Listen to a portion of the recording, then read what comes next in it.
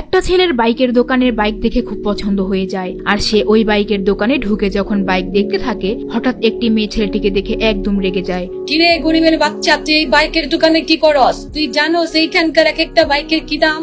তুই যদি সারা জীবন ভিক্ষাও করস তাও এমন একটা বাইক কিনতে পারবি না।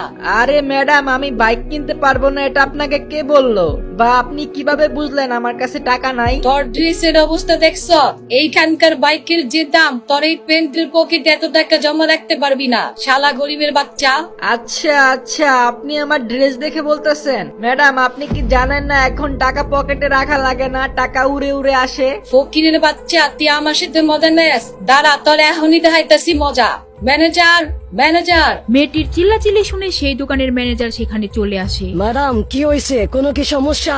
এই যে দেখেন, আপনাদের দোকানে রাস্তার ফকির ঢুকে পড়ছে, আবার বলতেছে ও নাকি বাইক কিনবে। ম্যানেজার, এই যে আমার ব্যাংকের কার্ড, যত টাকা লাগে রাখেন, আর আমার একটা বাইক পছন্দ হয়েছে ওইটা রেডি করেন।